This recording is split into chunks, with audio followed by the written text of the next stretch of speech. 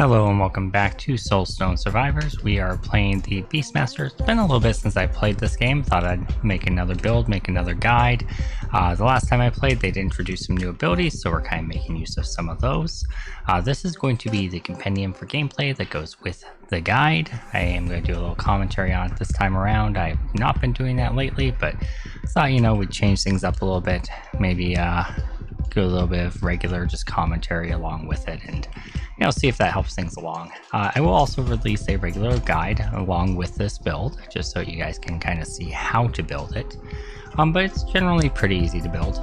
Just basically take any pets you can, maximize your area of effect on your slam ability, and really everything you want area of effect on. So generic area of effect's amazing, but in particular your slam ability, you need to get it big enough that you can hit kind of the entire screen. And then just kind of play it by ear. Right now we have war tigers, boars, shock totems, moose in there. You could certainly do the cobra totem instead, or any of the pets really. The main thing is you just want to get chromatic bolt for your generalist bonus, and then beyond that, everything else should be pets plus your slam. So we're trying to focus a little bit on crit and multi-strike as well, just so that we can get multicast from our pets as well as multicast from our slam. And then we want our slam to crit, obviously, whenever possible. The biggest thing with this build is just kind of watching your position, making sure that you're in a position that you can hit your slams, but also not getting killed by area of effect stuff. It's not super hard to do, but it can be challenging at times. I'm going to go ahead and take multicast on frontal here, because that will affect my slam ability, and that's going to be a large majority of my damage. My pets are obviously pumping out a lot of damage as well, but ultimately we want to scale this slam to just be doing buku damage. We're about 2/3 of the way through a run here, so I just figured I'd kind of show you how I'm finishing it up. Current stats, we're at about 55% crit damage, or crit chance rather. And multicast, we're sitting at about 120% multicast. Okay, we of course took relentless here so that we can get more damage as we drop lower on health. We've actually been pretty well off this run. We haven't used any of our cheat deaths yet, although I suspect that will change during this set of bosses. But yeah, this build seems very strong. I've run it successfully 3 times in a row, each one with a slightly different loadout, so it definitely seems doable. The runes can be kind of substituted and swapped around as well, but in my testing experience today, this is the best combination that I have found for reliability and consistency. You could certainly get a little bit more damage out of it by swapping a few things around, but this gives you the consistency to go as deep as you want, or as deep as you can, but also just consistently clear max content. Took the area of effect there on my totem, because I want those hemorrhage shocks to hit everywhere on the map basically, and that's basically what it's doing now, as you can see. I do have my graphics turned up so you guys can kind of see what's going on as far as effects goes, but if I were really going deep into the endless mode, which we might see how far we can go, I would most certainly turn down the graphics so that I can see all the effects that I have to dodge a little bit better. But I just figured I'd give you guys a quick view of what it looks like, what we're doing here, so you can kind of see the size of the board that we're casting. For instance, let's see, if I go up north and cast downwards, you're gonna be able to see it a little better. There, this should be a good one. Yeah, so you can see it takes up most of the screen. It gets very large with this build if you're stacking area. And there we go. There is the first difficulty down. I like Unbreakable. I also like Behemoth. I'm going to take Unbreakable. Add a little bit more toughness. Don't love any of these options. We do have reroll mastery, so we can get a few extra rerolls. Extra damage on our battle moose sounds great. I don't know which endless mode you guys prefer. Feel free to leave a comment down below and let me know what you think. I'll do the boss one because it does ramp up a little bit quicker. So let's just play that out as far as we can, see if we can get a couple levels down. Who knows, we might die on the first level attempt. We will see. It does scale very quickly on difficulty. And I'm very out of practice. I've been playing a lot of Teamfight Tactics the last week or two because a new set released. So I took a little bit of a break from Soulstone Survivors, but definitely going to be balancing them now, a little bit of each, because I still love this game. Maybe get a little Rogue Genesia action going again. And there are a couple new Bullet Heavens that I kind of want to cover on the channel too. So I might throw out some of that. I've got kind of a template put together for a like quick look Bullet Heaven review thing, where it's got kind of categories that are common among different Bullet Heavens, so I could like compare and contrast multiple Bullet Heavens for you guys, so you can just kind of see at a quick glance if it's something that would be worth spending your money on.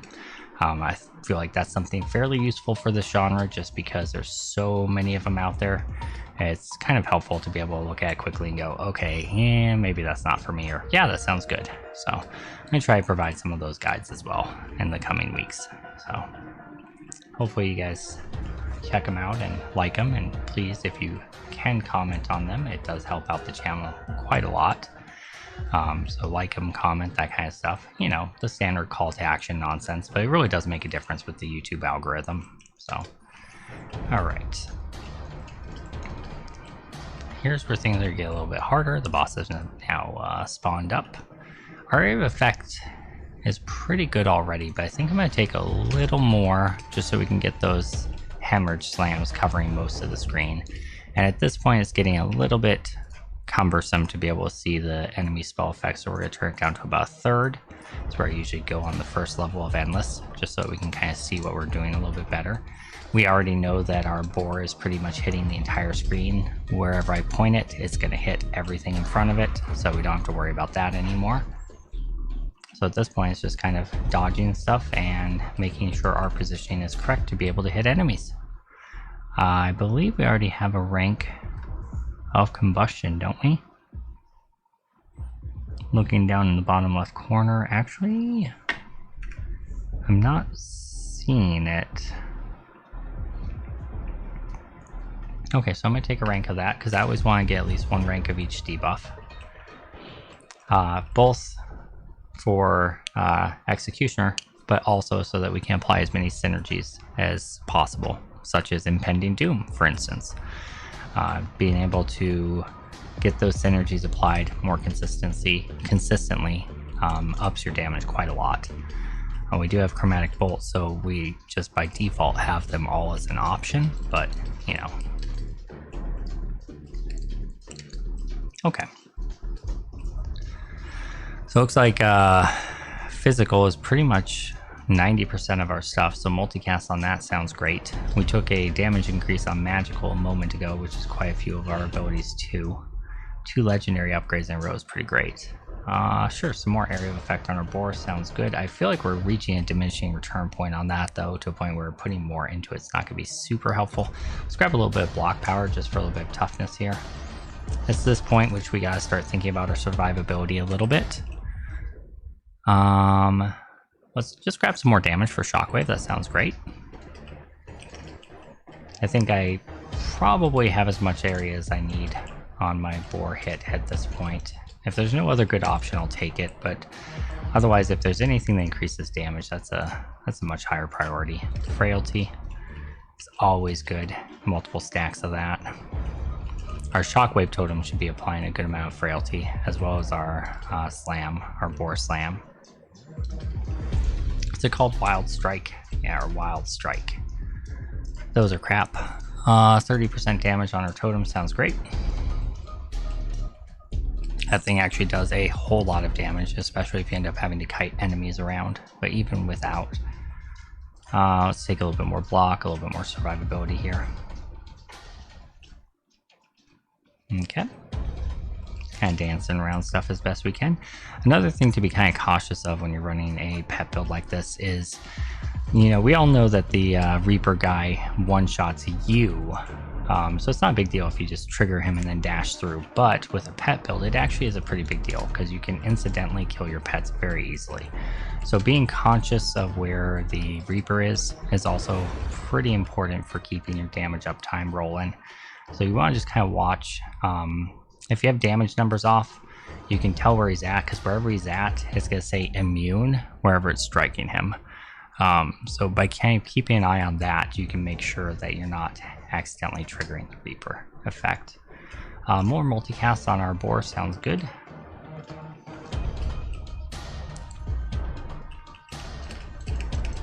That was spooky. More damage on our tigers sounds great. This is a little bit of a rough spot here. We're painted into a little bit of a corner. Let's see if we can kill those shamans. Avoid that projectile from the boss. Multiple projectiles from the bosses. The nice thing about the pet builds is it's a lot easier to dodge stuff because a lot less stuff is aimed at you, a lot more stuff is aimed at your pets. And you resummon them quick enough that you really don't have to invest in pet health. You really just have to invest in pet damage. Now that might change in the future. They might scale it so pets take more damage or whatever, but at the moment the enemies don't kill pets. Typically, usually it's just, you know, when you hit your Reaper that your pets die, or when you resummon them that your pets die. I do think they should take a pass at balancing that a little bit. They should probably make it so pets are a little bit easier to kill, and they should also make it so that when you recast, it just summons the missing pets rather than resummoning all of them. That would make pet builds a lot easier and more fun to play, but you know, hopefully that's something they're working on, something they're going to do down the line. See, things like this, units, swamp boars take less damage, doesn't really matter, you know, because I recast them every 13 seconds, you know, and by the time they're taking enough damage to get low, they're just recast. More damage on everything by 15% sounds really good. I do have enough movement speed I could consider Leviathan, probably. 100% movement speed. Sure, let's go and take that.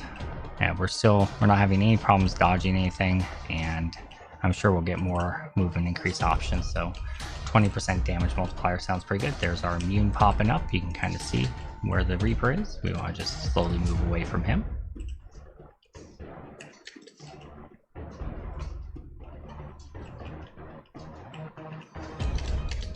Oops, I accidentally jumped into that one. My bad. There goes my first cheat death proc. Let's increase our damage of our wild strike. And more damage for our wild strike. Sounds great. We want to kind of amp that up. Damage on our moose sounds pretty good. The other thing is with the pet build, you have to be kind of careful about reducing your cooldown by too much, because you want your pets to have enough time to actually get some shots off on enemies. And if you're recasting too quickly, you're just not ever going to be able to do that.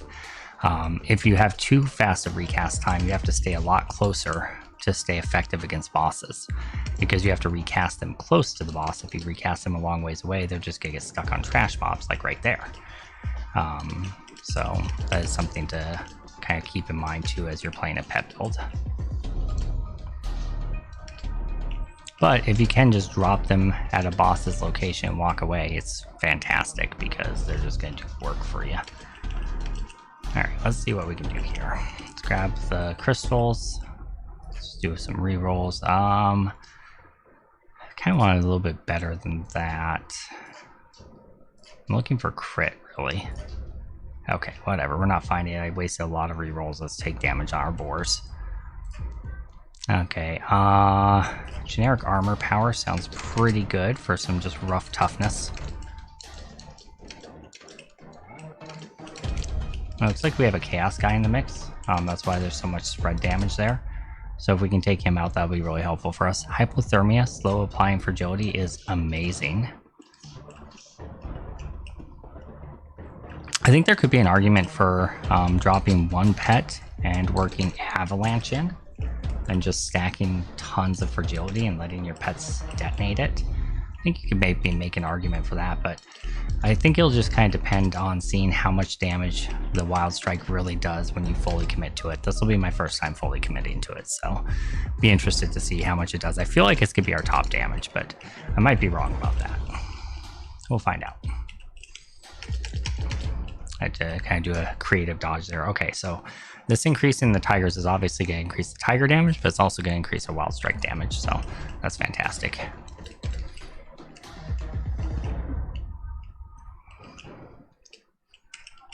Oh, stepped into that one. Yeah, see, we're at the point where if we get hit by anything, it's like it's kind of a death sentence right now. I don't know if the solution to that is stack more toughness or just get better noob. But in lieu of the fact that I can't just automatically get better, I will probably, you know, stack some damage mitigation. You could also just say, you know, kill things quicker is another solution to that problem, I suppose, which is what we're taking there. But I do think if you like accidentally dodge into something, having a little bit of a reprieve from just insta death would be nice. I did see it was crit, but damage of Tigers, sure, sounds good. Get them spawn and just do a ton of damage right away. Feels good.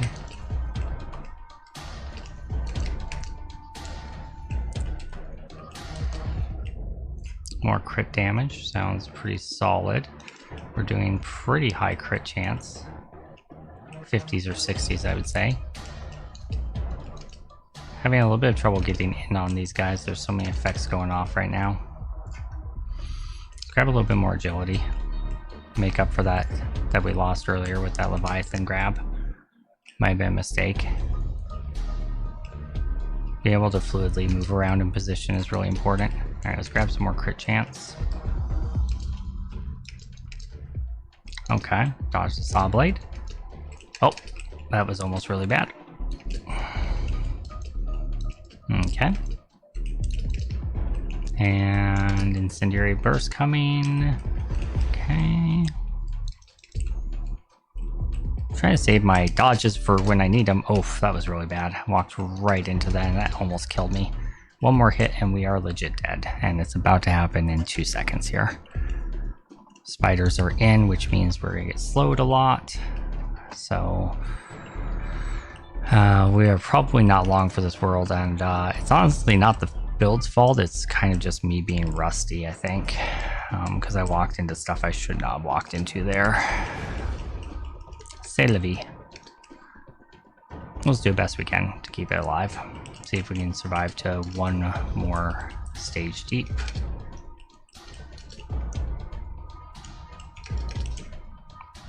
Okay.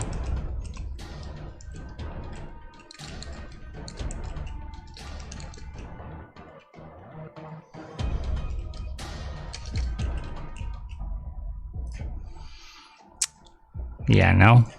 Let's see if we can get better. See if we can get better. Okay. 30% on all summons is good. That's a solid one. Okay, we're at 10 of 25 Lords of the Void at the moment. Are there any healing crystals anywhere? Not that I see. Okay. We did heal up a little at some point in the last few seconds, so there must have been one somewhere. Because we were at 10 health for a little bit there. I mean, 28's not a whole lot more, to be honest. But it's a little. It's a little. And we don't have a reroll, so we don't have a banish. We'll just take a little bit more multicast, kind of globally. Okay, we got Ignatius below us here. Let's go ahead and hit him. Avoid the saw blade. We got Whirlwind Dude right above us here. Kind of be cautious of that. Caster Lady with the big laser is down there too. Uh-oh. Okay. We got some pretty deadly foes, but we don't have the Chaos guy right now, so that's actually really good, because he, I feel like, is one of the harder people to deal with, just because there ends up being so much stuff everywhere, especially in this boss rush mode. Now, I did just see the Holy Void Hunter's ability, which does worry me, because he can be pretty deadly with his Wrath ability that he has. So if we can possibly figure out a way to take him down without putting ourselves in immediate danger, that would be really quite ideal. All right. All right. More damage for our tigers. Sounds good. Whenever you apply a stack of burn, you can apply slow as well. Slow transitions into fragility, or just more health right now. And we'll take the synergy and hope we survive, because if we do, that's a much better ability. And if we don't, then hubris was my downfall. And such is life. Hubris is usually my downfall, to be honest. Most of the time when I lose at board games, it's not because I couldn't win, it's because I got cocky. Strategy-wise, I'm usually pretty solid, but sometimes I just kind of blow it because I get a little too cocky. So, you know, well, hopefully that doesn't happen here, although it's quite likely to occur. And we're doing pretty solid so far. Just gotta get through this last set of bosses here, and then we can move into the next stage of Endless. That's scary.